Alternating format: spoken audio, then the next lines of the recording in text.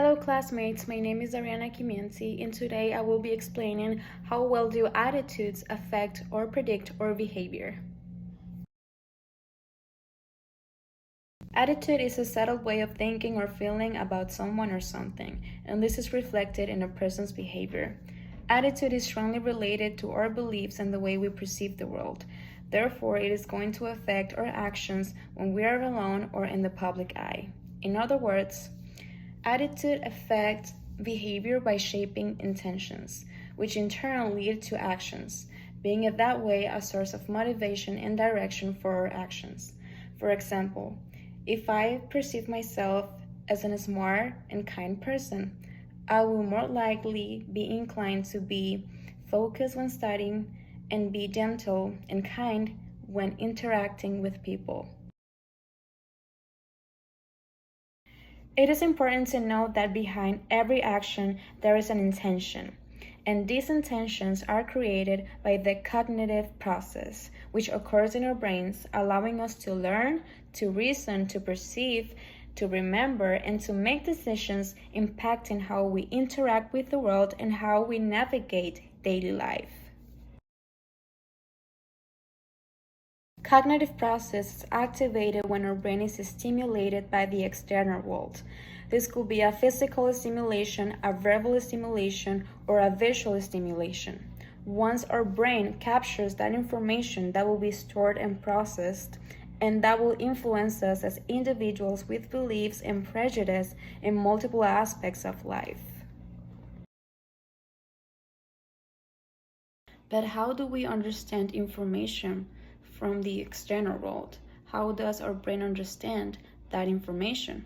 So we have a region called the frontal lobe that is responsible for personality, intelligence, for speech production, body movement, for conscious thoughts. All skills related to logic are controlled by the frontal lobe. I wanted to explain that first because in order to have attitude, we need to process information. We need to have logical thinking. With logical thinking, you will create an attitude, a personal opinion about something or someone. So then, here comes the question again. Why does attitude affect our behavior? It affects our behavior because it is based on personal opinions and logical thinking. And we need logical thinking in order to make decisions in life by taking action. When taking action based on our attitude, we have three components. We have affective component, we have cognitive component, and we have behavioral component. Cognitive component is related to our logical thinking and conscious thoughts. So if I am interested in knowing if aliens are real or not, I will be motivated by the attitude of being interested in aliens. So that will affect my behavior by looking information about aliens to confirm or deny my question. The affective component is related to our emotions, so the amygdala and the frontal lobe are going to work together to process that information.